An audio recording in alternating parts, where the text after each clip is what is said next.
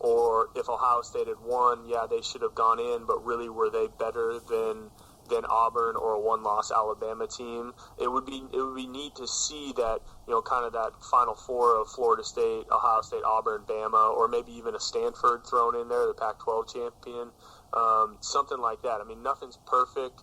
I'm not a big fan of the computer system, and I kind of like the look of that 13-person playoff selection committee. I mean, I think there's a lot of people with a lot of great football experience, and I think that's going to be a good change for college football. Now, the next topic, you mentioned it, you touched on it there, Alex.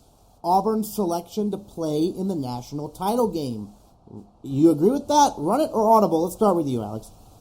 Yeah, I'll run it. I think at this point, they took care of business late in the year. Obviously, they have the one loss to LSU, but beating Alabama was huge. Beating Missouri in the SEC title game was obviously kind of that final step. So I think they deserve to be in it. They've gotten into that position.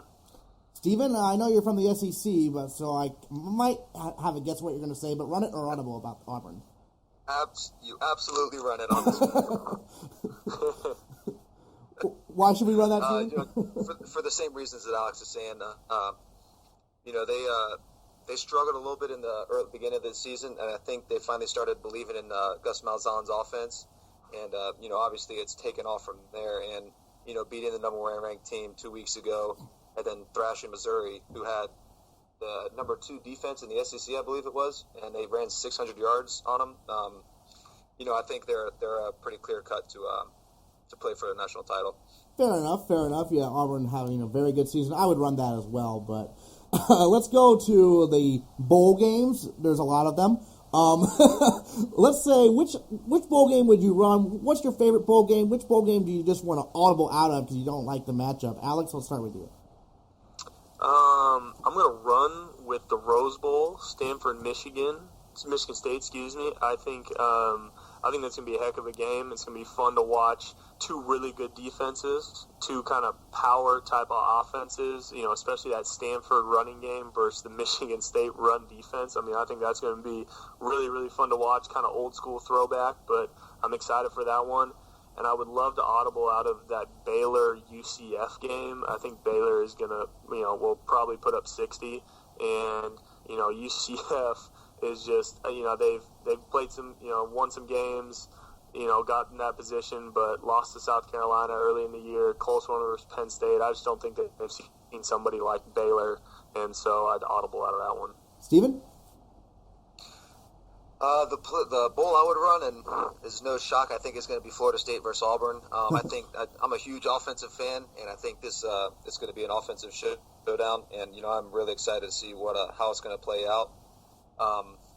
The one that I would audible out of, I'm looking at the schedule right now, and I mean I see some pretty good games here. But I'm going to have to go with the same one that Alex picked, the Baylor versus UCF, and I'm sure I'm going to catch a lot of crap for it because I got a bunch of UCF buddies. But I just don't think UCF has seen an offense like Baylor.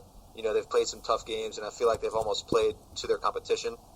Almost beating South Carolina, but I just think Baylor's just too damn fast. I would audible out of the Duke versus Texas A&M game because I don't think Duke stands much of a chance. I mean, I know it's Johnny Football, most likely his last game as a college quarterback because he's probably going pro, but I don't think Duke has much chance in that one, but we'll see. You never know. Yeah, I was looking at that one too. I agree with that one, actually, Aaron. There you go. I'm looking at that too. The past few weeks of watching Johnny, it kind of looks like he's just getting frustrated and ready to get out of there, really. Yeah, and actually, we bring up Johnny Manziel. I think it's kind of an interesting topic. I mean, Steven, you were a quarterback in the SEC. You had to deal with a lot of media coverage just like Manziel has. I mean, what's Manziel been going through from your perspective? You kind of went through a similar sort of thing with in terms of battling, media coverage and whatnot. Yeah, me and the media did not get along too well during my tenure in South Carolina. But, you live and you learn, and, I think that's what he's kind of been doing. He's obviously kept a lower profile this year. He's not really getting the recognition that he did last year, even though his numbers are pretty much everything is up right now. But I think he's matured a little bit. Just he kind of got a shock of reality, just to see how the media portrays players, and obviously perception is everything. And I think he's going to be just fine. Yeah, how tough is it to block out all that extra noise from outside? Well, it's extremely tough when the noise is coming from inside. Also, fair enough. It's pretty tough. But you just got to get thick skin and kind of just get over it. All right, let's go to the final topic on the QB Audible section of the Signal Callers podcast. This one is regarding a head coach, actually, Nick Saban. Rumors out there, Texas really wants him. Texas offers him, perhaps. Should Nick Saban go to Texas? Run it or Audible, Stephen? I'm going to say Audible. I hope he stays at Alabama, and I just don't see any reason for him to leave. Honestly, he's got everything he needs at Alabama. I know that him and the fans had a little bit of some choice words for each other this season, but I just don't see any reason for him to go anywhere. Alex? I'm going to run it just kind of selfishly. I want to see, I'd like to see somebody else other than Alabama be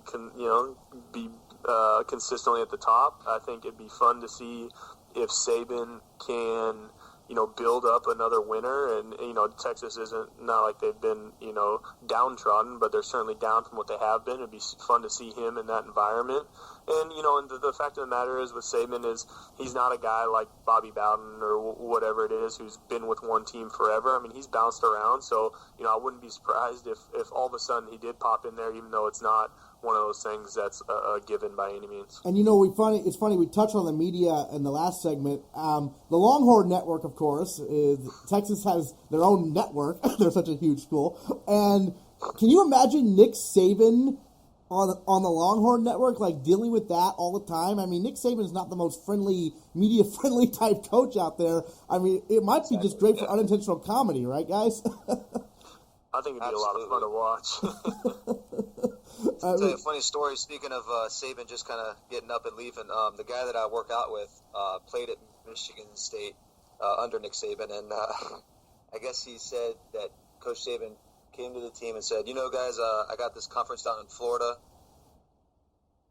or I think it was Florida, or it actually might have been Louisiana, and he said, I'll be back next week, and never came back. That's when he took the job at LSU. Oh, wow. So he claimed it was a conference in Louisiana, and then just left and went to Baton Rouge. It was something along those lines, where he kind of, I guess they were preparing for a bowl game or whatever it was, however long ago it was, and he's like, yeah, guys, I got a coaching clinic or something in Florida. It was either Florida or Louisiana, and he just never came back. Never has probably not set foot in East Lansing since then, I would imagine, right? I mean, yeah, well, we'll see what happens. That'll be very interesting if Nick Saban goes to Texas and has to deal with an entire network devoted to Texas football. I mean, you think Alabama is a bit of a fishbowl. Texas, I don't know all about it there, but that'll be very interesting. We'll see what happens. That'll wrap up another edition of Signal Callers. Everyone, make sure you check out C.J. Bechet's article, Sunday Morning Quarterback, every Sunday morning, including the most recent one, breaking down, in this case, the Big Ten title game. And check out Jeff Smoker's feature, which will be up Friday, regarding the bowl game experience. I want to thank Stephen Garcia and Alex Brink so much for joining us, and I hope everyone has a good night. And make sure you check us out next week for another edition of Signal Callers. Freeze our youth.